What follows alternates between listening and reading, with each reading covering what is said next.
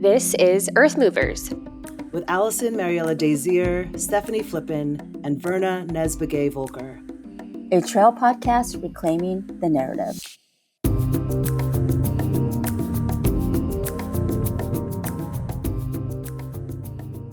Hello, everyone. Welcome to the final episode of Season 2 of Earth Movers, a trail podcast reclaiming the narrative. My name is Alison Mariella Désir, and I'm joined by both of my co-hosts today, Stefanie Flippin and Verna NezBegay Volker. And wow, it has been a wild ride. Time flew by. We're going to reflect on the season, talk about what's coming next. But before we get there, I want to give a shout out to Altra. Altra has supported us for 2 seasons now, and we feel incredibly lucky to have that support to do what we do. We have a discount code for all of you who've never tried Altra. Highly recommend. The discount code is EarthMovers, the number 10, for 10% off your first purchase at ultrarunning.com. Also, we are on Substack. We have some incredible pieces there, whether coaching tips, what we're reading, Earth Movers of the Month. It's a really great space to dig deeper into the subjects that we talk about on the podcast. And that is at earthmoverspodcast.substack.com. Okay, so let's get into it. Where should we start? We had really great guests, and maybe we can talk about some themes that we found throughout the season. Yeah, it's really hard to believe that we are wrapping up season 2 already. It feels like we were just in the planning phases and wrapping up our first season. So it's exciting. And I loved all of the conversations that we put together and that we had. They just really flew by. But I felt like, everyone that each of us interviewed and those that we interviewed together, just such a wide array of backgrounds and viewpoints. Yes, I think I sent over a text saying how I found our email from like a year ago about planning, or we kind of just had this idea of like starting this podcast. So I was like, oh my gosh, that's like, we actually did it, We're doing it. We're doing it. So yeah, it's just a lot of great stories. A lot of, I guess, resilience of different runners, like that I've like interviewed, resilience, with trail running and, crazy people who are doing some crazy miles. I feel like all of your people are running 250 miles. Yeah. Like how? I know. The girl who's running for us this year for NWR is Missy. She ran last year, and so she's running again. And she was on the podcast last season, and she's doing Caledonia 250, and she is doing it again. And I'm like, how? Like, why? How? I know. But she told me it's because she knows the whole area, the course now. She's training better, and like she's running every day. And she ran 12 hours this weekend with the Caledonia. I think they have a training run this weekend. And so she was there. So like a lot of big miles that I'm like, awesome. Wow. So yeah. Something that I was thinking about too that was different that we did this year for season 2 compared to season 1 is we had 2 really, really strong allies on the podcast. So Alison, you kicked things off by interviewing Katie Farrell, the race director of Rain Shadow Running. And then Alison and I just most recently interviewed Yuri Oswald, who is our athlete manager at Goo Energy Labs. But yeah, that was something that was exciting to me, just to get those 2 different viewpoints and their insights. And I felt like those conversations were really unique compared to some of the other guests that we had.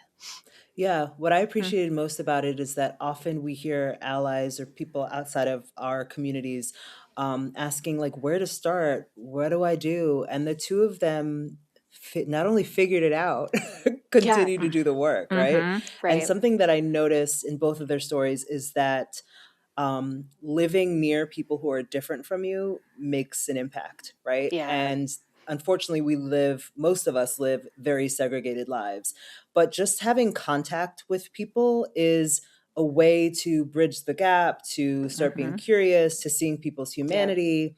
So you see how and why segregation has been such a powerful force in this country.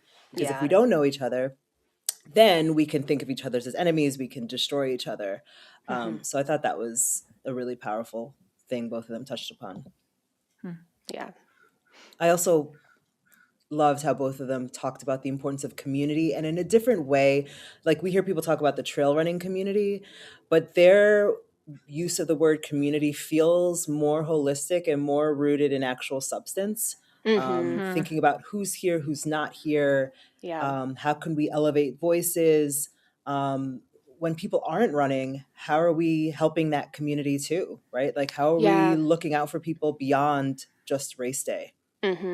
Yeah, and I felt like a common thread between Yuri and Katie was also just their like underscoring of like development of long-term relationships. Like something that Yuri had mentioned was like, the last thing I want to do is just like throw a bag of cash at you or like at a project that you're working on, right? And then sort of like walk away and not really be dedicated to further investment. And he just mentioned like building like that slow long-term relationship and trust. And I thought that both him and Katie really just exemplified the importance of that, so that like their actions as allies aren't performative, right? I really appreciated both of them like really talking through that during those two conversations. You know, Verna, as I think about, you had all these people training for these super long distances, and I wondered, did you see any commonalities across, like, whether what their inspiration was, or what value they find in it? Yeah, I think you all can relate too. Just a lot of it was like ancestor, like my ancestors, like running in honor of them, these paths of how our ancestors went through so much. That's why we're here. I think that was really a common thread, like with my guests. And one of my last guests that I interviewed was Harold Benali. He's Navajo, and one of the things that resonated was, he talked about how our people have been running ultra marathons even before it was even popular. And I was like, what do you mean? And what he meant was like, we were forced march our people off, relocation of our people. And many of our women and like children, like they marched like 300 miles, and they were forced to, they had to. So it was like, we think about those kind of things with like the distance of walking that movement. And he talked about his grandfather who would walk from San Francisco all the way to like northern Arizona, know what time. He just kind of, what did he say? He just kind of, I think in the interview, he said, there was no clocks. So he would look at the sun and then he would just make his way. Like he said, they did these things before with no aid station, no medical, No goo. no goo. And I guess it really resonated with me how much like that is so true. Like, movement was used in so many ways, and sadly in really hard ways where people were had to endure really hard stuff. And I think running has just become so ingrained in a lot of our people. Like that's just why they do it. And he reaches like way deep into those stories where that's why he's able to accomplish these 100 miles, and he does crazy stuff. And him, he's training for the 250 Cocadonia 250.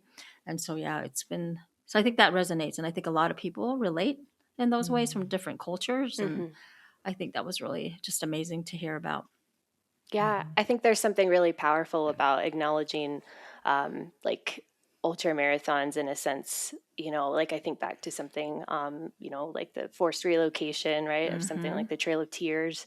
And then, in modern day now, sort of utilizing ultras as like your choice to suffer, and you have Yes. that choice now. Yes, it is. At the risk of like really boiling it down into Yeah. something so simple. But I always think about that when I am like preparing for an ultra or I'm training, and I always like, we always fall into that grind of like, oh my gosh, like do I really want to be out here for like 4, 5, 6 hours like training? Right. And it's like, well, like if you flip your mindset with it, it really is a privilege to choose like how you Right. suffer. I always think about that anytime I find my brain like being like, ugh, like why did I sign up for this? Like why am I like paying to do this? Right. So yeah.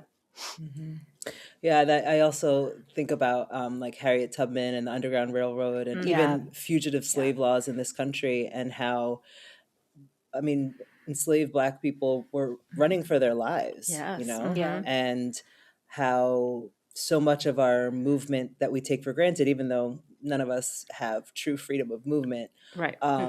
but the movement that we take for granted is something that our ancestors were killed for, and honestly Yeah. are still being killed for, Yeah. right? Yeah, Like for Yeah. sure. Mm-hmm. we're Yeah. going between this war and ICE and the ways in which movement is not free. Like I'm getting on a plane in next week, and I don't know if I'm truly going to get on this plane or not. Just the idea of encountering ICE at the airport Mm-hmm. Right. um, is a trauma.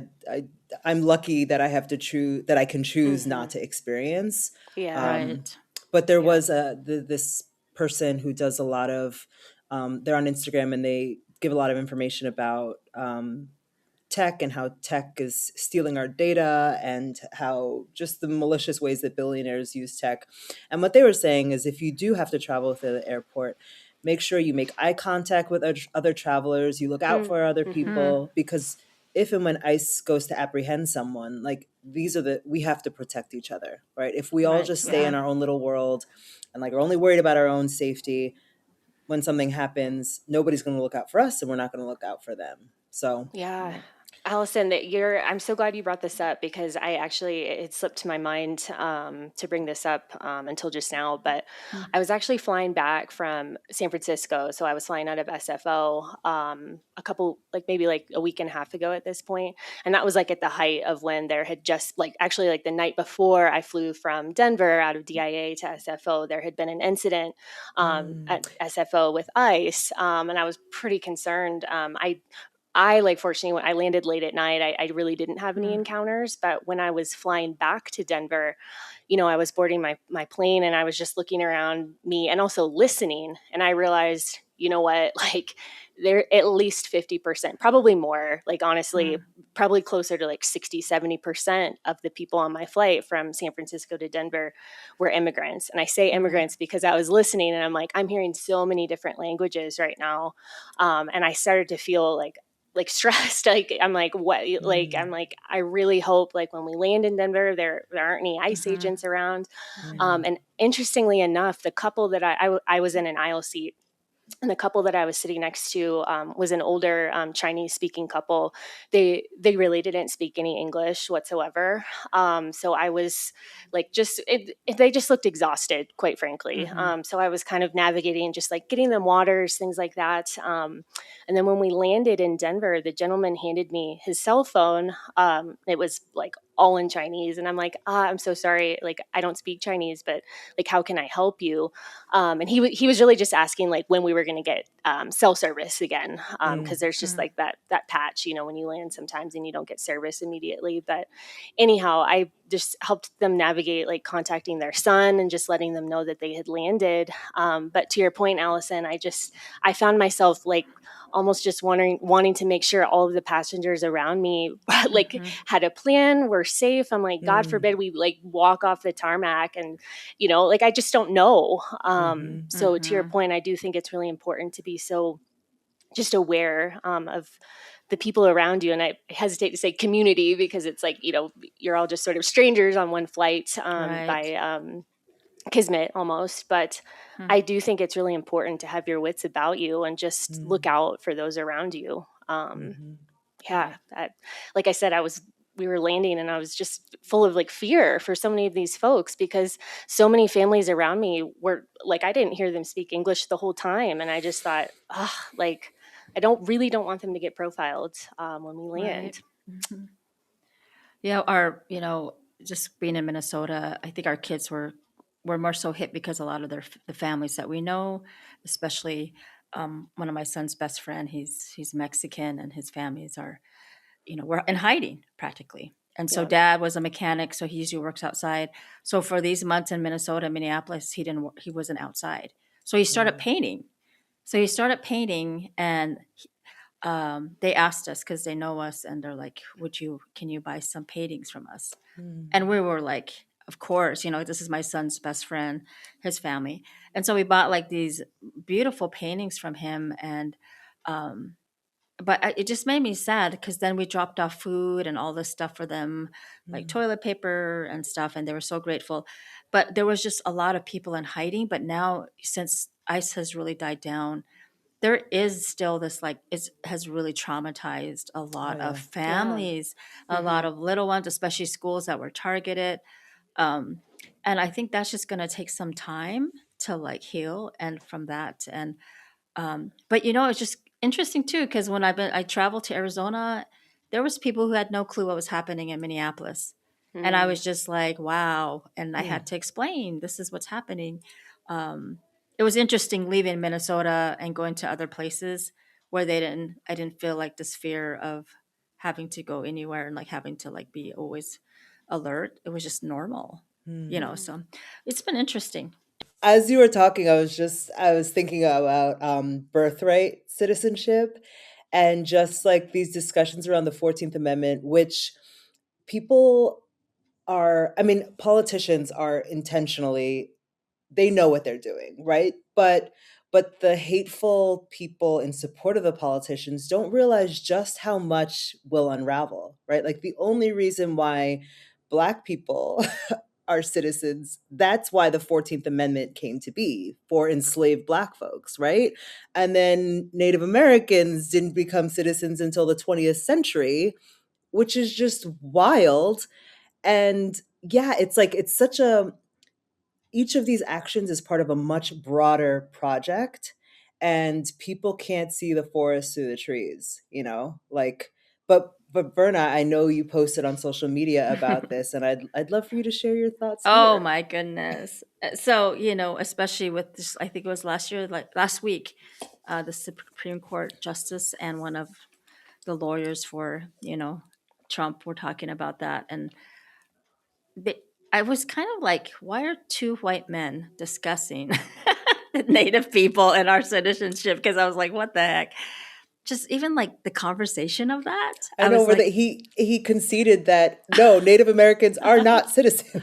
It's like so what? we're, as you can imagine, a lot of my followers and like Native people were like, what the heck? This shouldn't even like be a conversation. But Right. yet again, we know, as you know, like the system has always been like this for many years. And I think too, with like the No Kings protests, everything, we have been protesting for so long. Our ancestors, our people back were protesting. And I think just this time we're in, it's just been really crazy just to think about. I can't believe we're having these conversations, but at the same time, I can see it Yeah. because, like you said, the system above us, and even today, and it's pretty intentional. Like let's put this conversation. So I think it was pretty wild to me, I was just almost in shock, but at the same time, I was like, this is so dumb.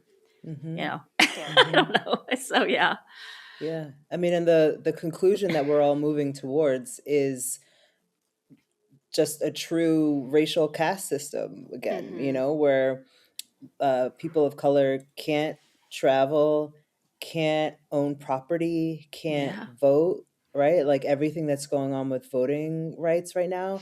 And look, if ICE is at polling places and we can't mail our ballots, I mean, I'm not Yeah. voting. Right. You know what I mean? And right. that is exactly what they hope for. Or I think about like the Black Panther Party in the Mm, 1970s and groups like that who could then begin escorting people to the polls. But Right. mhm. it really is, we have to think as though we're in the 19th century to make it through the Right. Yeah. 21st.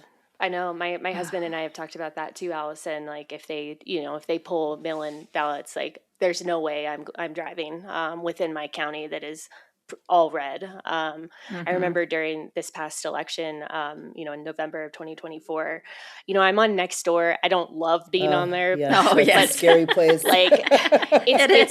it's largely for like wildfire like Mm, notifications and like Yes. wildlife type stuff. Otherwise, like I just have it all muted. But there was like a thread about how and there was tons of like comments and support. Right, someone was just so angry that that our county had reiterated that you can't bring firearms like into the voting area, and everyone was talking about how infringing on their rights that was. And I was like, there's no way I like want to drive within my county and go into a polling place where people truly feel that they have to be fully armed. So anyhow, that's like just a snapshot of like rural America. But I'm with you. Like if I can't mail in my ballot, Right. Hmm. like I'm not driving in to vote in person and experiencing intimidation tactics that even my husband and I experienced when we were dropping off our ballots. There was a gentleman in a truck that was definitely there, like, to intimidate anyone who was dropping off mail-in ballots, because of the narrative about how that's, fraudulent voting. It's Yeah. bonkers. Oh gosh. I mean, now my brain is just going to the asinine thing that the president said on Easter Right. about Iran, and just the amount of dangers we've gotten Yeah. into in the past 4 months, Right. Yeah. Okay, let's change the mood. I know. Yeah, I mean, we're going to get all fired up. That was a great touch on politics, but I guess I will pop in here. Just again, thanking Ultra Running for coming back for our second season of Earth Movers and supporting these conversations. They've unabashedly shown up and helped give us this platform. Like I said, to have these types of conversations that are so critical and that the three of us are so passionate about. We have a promo code. It's Earth Movers 10, all one word, 10, for 10% off your first purchase at ultrarunning.com. Ultra is the original zero drop shoe with options now with a 4mm drop. They are also the original wide toe box shoe. And again, we're just really, really appreciative of their support in our both of our seasons of Earth Movers. So again, thank you, Ultra. Steph, I wanted to actually ask you about Western states, because both Yuri and Brandon are folks who have been instrumental in not just changing the culture, but like bringing actual culture to the race. Right. So I'd love to, your reflections on the work that they're doing, and thoughts on it. Yeah, I think in the past, I would say like 3 to 4 years, I've talked about this at length, but the initiative that I'm a part of with GU Energy Labs and that Yuri brought me into in order for us to award 3 scholarship entries into the race. I feel like the work that we've done there has really applied pressure to sort of the board of Western States. Now, for our listeners, you might not be aware, but Western States, yes, is a race, but they're also a nonprofit. So there is a board of directors and everything that comes with being a 501(c), which is wonderful, but it also comes with, for a lack of a better description, sort of older white folks who have been in the space for quite some time. And the 3 scholarship entries that GU Energy Labs, is able to award is because they are the primary nutrition sponsor. But also there are many other sponsors that come to the table. In order to like pretty much fund Western States, since it is a nonprofit. And each of those sponsors is usually given around like 1 entry. It sort of depends on how much they're coming to the table with in terms of financial support. And in previous years, really those entries have typically gone to people, I'm not going to name any specific names, but like they've pretty much gone to people who are maybe like legacy runners. I'm talking like an older white male who has run Western States at least a dozen times, and one of the sponsors is putting him back into the race. That's just one example of how that sort of like gatekeeping has continued to exist with the race. And I do feel like the work that like Yuri has been so passionate about, also with Celia and other members over at GU Energy Labs have done, has really tried to, like I said, apply pressure and like questions to like, why are we continuing to put the same people and the same demographic into this race when it is so difficult to get into? There's only a set number, just under 400 spots allotted each year due to permitting, on protected lands that the race runs through.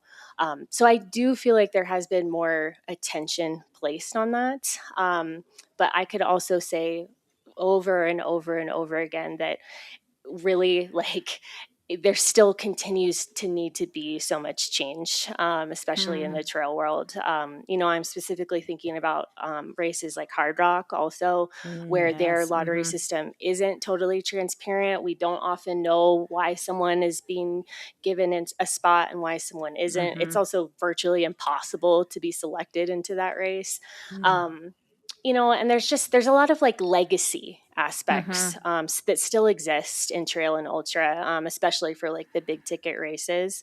And I mean, I could go on and on about, the issues that, the UTMB races have now, now that they're governed by Ironman, and even like the verbiage and, just a lot of the things that you even have to like click through on their website when you're registering for races. But I feel like I don't have all of the answers in terms of how to continue to shrink that like legacy aspect of the sport and make it more accessible, just because we are living in a warming world, like being sure that we're not running on totally washed out trails, coming off of some bizarre storm, and, the answer clearly is not to just like allow 1,000 runners to run Western States. Like, right.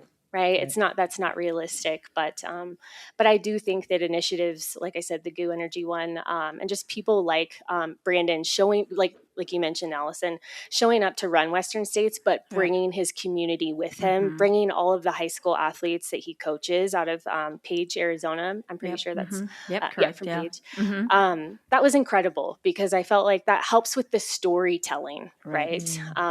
But, I could also criticize like a lot of like the commentary too, like the live broadcasts for not just, and I know everyone's exhausted, like, they're commentating for 30 hours, rotating through.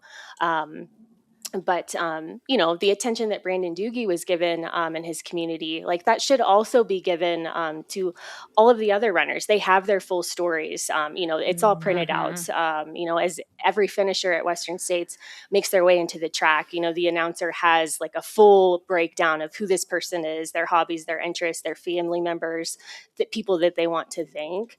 And I have criticized often, without shame, the broadcasters sometimes for not like just fully leaning into all of the different stories there versus, elevating, a celebrity, right? There was a very prominent celebrity that ran last year, who's like a lead singer of a band that I love, but he's also a white man and a privileged white man. Wait, who? I don't follow closely enough. Who ran it? He's the lead singer of Death Cab for Cutie.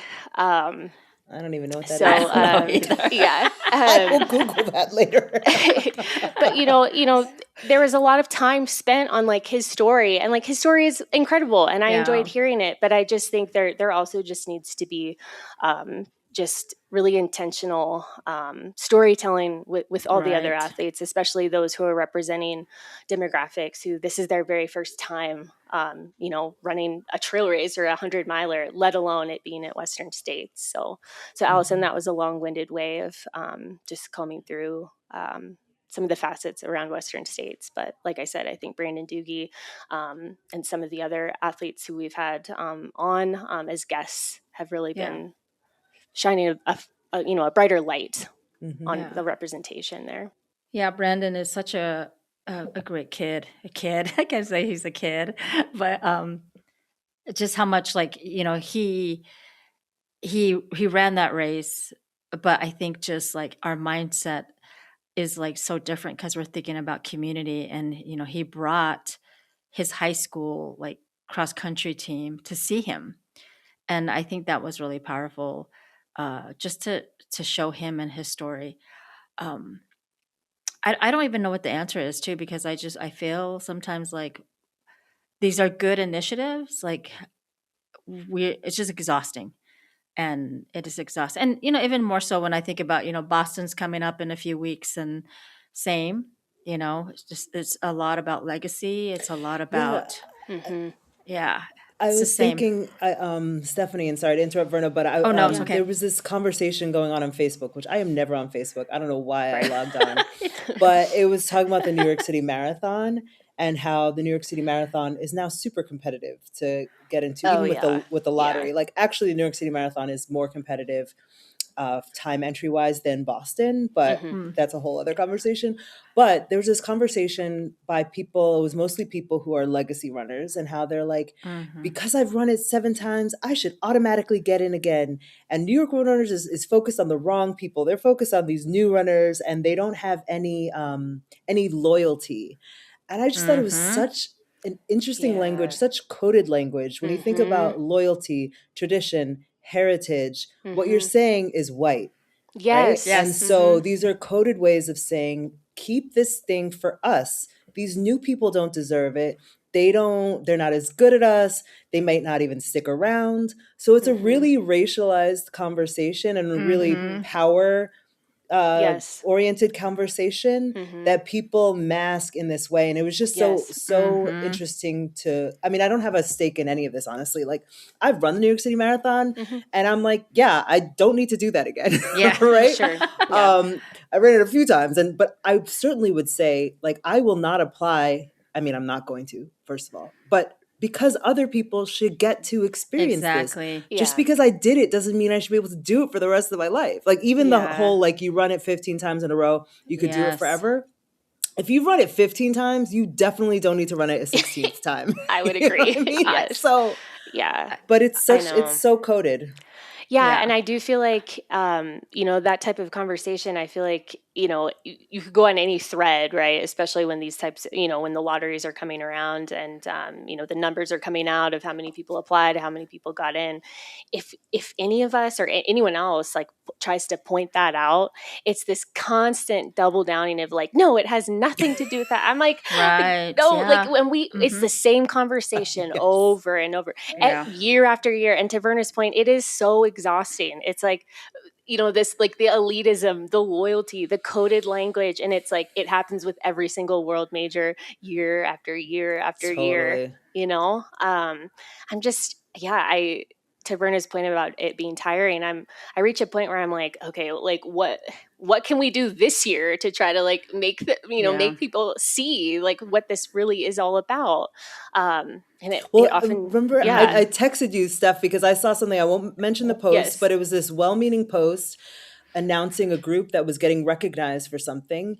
And the organization said, this is the trail running organizations that's doing the most work and has the most impact. And it's like, no, it's not. And nothing needs to be talked about in that way. Right, There can be right. more than one. How about Right. this is one of the incredible organizations doing work out there. Yeah. We are thankful and they're being honored in this way. But this idea that there could only be one, that there is somebody doing the best and the most is really divisive Jeez. and Yeah. white supremacy culture, right? Mhm. But these things, again, like, it's so embedded into general culture that when you say something, they'd be like, oh, I didn't mean that. What are you Yeah. talking Yeah. about? Yeah, I know. I agree. I don't know if you saw a post. I think I made a post because I had a conversation about a podcast I was on a couple years ago and also featured in like they had a magazine at the time. I won't say the name of it, but they came after me on like IG threads. And I didn't do anything, but this public feed, I realized that the conversation was like, well, we featured you, and it's really sad that you there's no continued, you haven't continued to follow us or highlight us. And that was like in 2022. And when I mentioned, well, I do my best to support everybody, but I'm like a busy person. And I just also said, I really try my best to support native led or BIPOC led instead of white led. And that white led made them mad. And they commented back and said, well, when you said white led, that just made me realize, we wanted to convert, we wanted the first like interview with you. That was my idea. And I was like, okay, what do you want? Was this like some kind of like, you needed me to like, I already said thank you. I was full of, every time I get those opportunities, I'm always full of gratitude. I don't like treat people like crap. They never paid me, and I think that's kind of like one of those things I've learned through like Allison, of just like back then I was more like, okay, whatever, now I'm like, you know what, I'm gonna set the terms of like, you can't just be like, try to feel like you own my story. I think that was that was the part that made me so mad. And I said, "Are you attacking me?" That's what I said flat out. Yeah. No, but I wish you guys well. And I'm just like, Mm. and I was like pretty ticked. Of course, I blocked them, and I'm just like, I don't. And then the conversation shifted to, well, we're really solid because we interview so many different people from different communities, and it's almost was like I needed a pat. We need to pat you on the back, and you need to now be still loyal to us, Verna, since 2022. You haven't been. We own your story, and I was like, that's crap. And I just really had to make a point that you do not own my story. And I think that just, again, white supremacy, like a white woman trying to control, just because you think you're doing good work doesn't mean your work can still be seeped in that kind of attitude of like trying to control us, trying to, and I was just like, nope, no more. And I think that's just, I think 3 years ago I'd been like, oh, I'm so sad about it. But now I'm like, you know what? Sorry. So, Yeah. I, Well, also the taking offense to a fact, right? I was gonna say, right? white Of led being is not a it's bad word. Yeah, Yeah, they took offense to a that. white led organization. That's not offensive, but it's also very telling when someone takes offense to it, right? Yes. It kind of like Verna, you had mentioned the parallel, or not. I guess not the parallel, but just how with the No Kings protests, right? Like Yeah. the protests are not like novel. This isn't something new, and like the Yeah. development. I've attended all three of the No Kings Yeah, protests which is too. great. That have occurred, in my neighborhood, Denver. But at the same time, I don't like. I'm not offended when I see folks, rightfully so, like calling out, like, hey, like a lot of the stuff that is going on within the No Kings protests, it is like is actually performative, and B, could be perceived as such, because I'll be the first person to say, like, when I here in Colorado, it is not a very diverse place. I can show up at these protests, and yeah, I am largely surrounded by affluent white folks at these, right? And I do kind of want to be like, are you here for the cutesy signs and to curate, right, like a carousel to post on your Instagram, and then, but I also have to ask myself that too. But at the same time, when I see criticisms of like these performative aspects, I personally don't feel offended. Like, I don't harbor that type of guilt, because I also just know that I'm doing other work. Like, it's, I am doing activism, and me attending a No Kings protest is in addition to those actions. So I always feel like when someone finds offense to something, and they're like unable to receive either criticism, or they're finding offense in something that like isn't offensive, it's just factual. That's always a red flag to me. I knew you were thinking that too, Alison, because we were both like, it's just a fact. It's not offensive.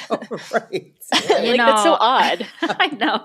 And I know a friend who follows them, and I sent her one of the things I just screenshot everything. That is true. Verna's got receipts. I have receipts. Alison, I have receipts too. You know that. So, but I sent it to my friend because I wanted to make sure that I interpreted it right. She's like, "Oh my gosh, what do you owe them?" And so I was even telling my husband, he's like, "You don't owe them anything." Like, he's like, "Okay, they didn't pay you. It's still like, even if I do something and they pay me, it's not like they're saying in this contract you will always highlight us and amplify us. There's nothing in those contracts that say that."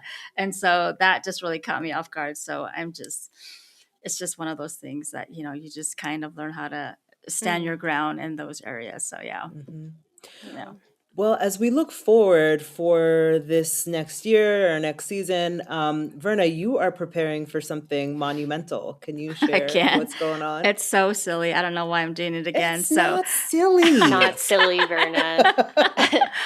So my coach, he lives in Germany, and so he's like a hardcore like trail runner. And so, wait, could we get him on the podcast? I'm sure you could. He's great. Go on. So he's tough. And it's been cool because like last summer I was able to meet him. So I learned how to use like what are those poles? I didn't know there was a certain way you had to use those. So, but it was nice because my last 100 was in August, and it was just been nice to like sleep in and be lazy. And so now I'm back onto the 4 a.m. wake up call. And so I just started last week. So my 100's not going to be until November, which is the Tunnel Hill 100, which is a flat course. So that's why I was like, I need something flat, something that's I'm not going to be climbing. And so I'm just going to do it again. And training is going to take 7 months. And, that's what's coming up for me. Exciting. Say the name of it again, and where is it? Tunnel Hill 100. It's in Illinois. Okay.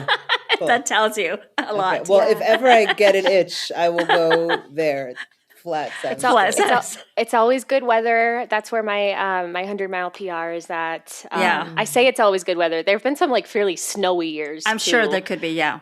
Yeah. But interestingly, because something that the three of us have touched on earlier on in this episode, Tunnel Hill, the course actually runs, it crosses over the Trail of Tears. And then it also, that's good to know. It also crosses the Underground Railroad as well. So there's a lot of really, really neat history within that trail. And it's definitely a course that's special to my heart. It's beautiful too.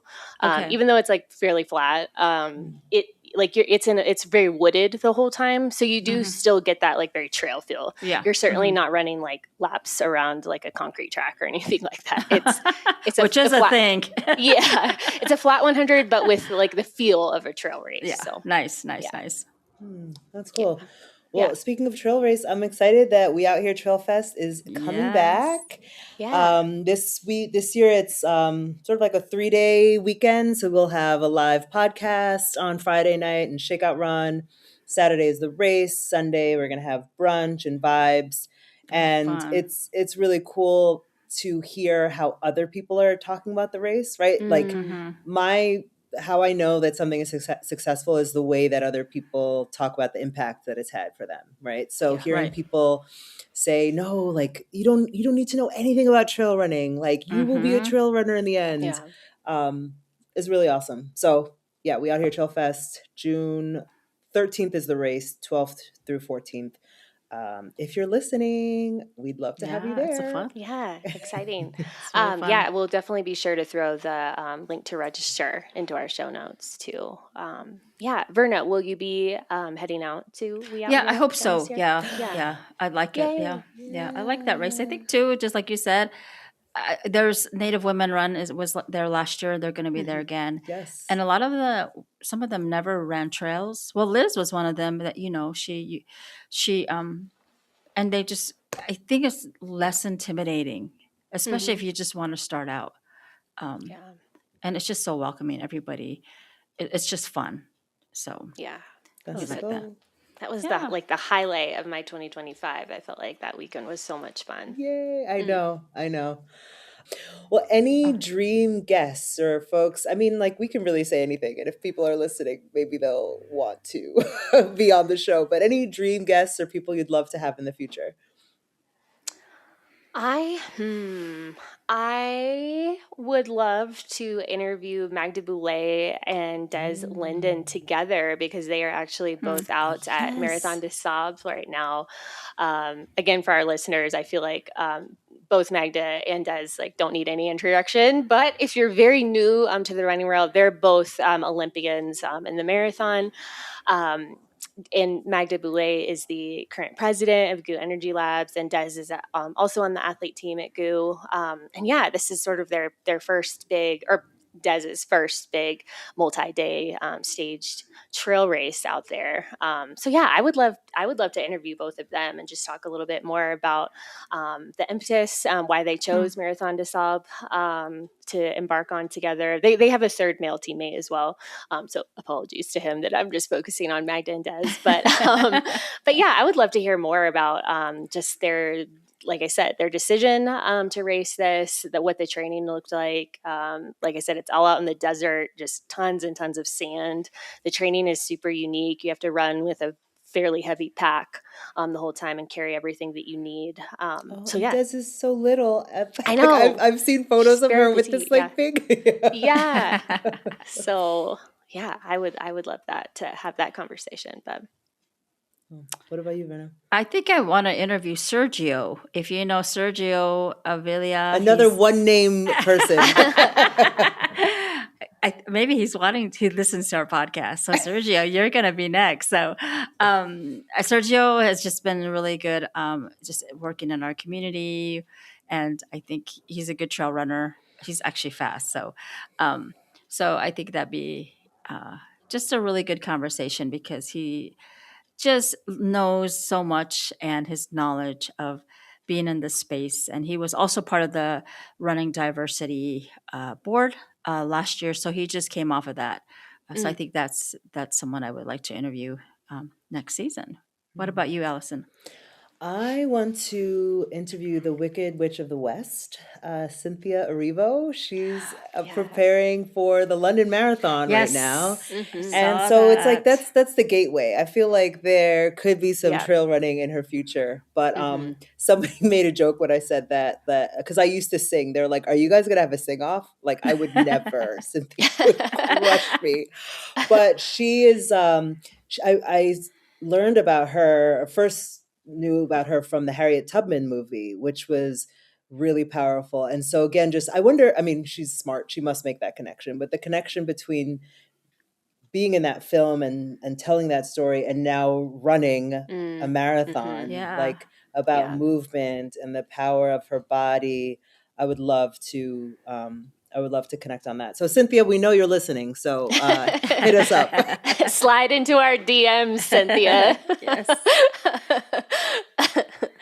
All right. Well, I think we are at the end of our podcast. It's been a great season of just learning so much about just really good runners, good people that we like to share these stories about. And just again, a shout out to Ultra Running, known for their zero drop shoes. And I just was able to use their shoe this weekend. It's Gore-Tex. So my feet did not get wet, especially with this melted snow and mud. And so really appreciate them just sponsoring this podcast. We have a Substack, which is www.earthmovers.substack.com. And also podcast. Earth Movers Podcast. And so you can subscribe to that. And I forgot that we do have a discount code for the ultra running, which is Earth Movers 10 for 10% off. I think I think that's it, right? Yeah, we'll see you guys next season. We'll see you all. Thank you so much. See you later.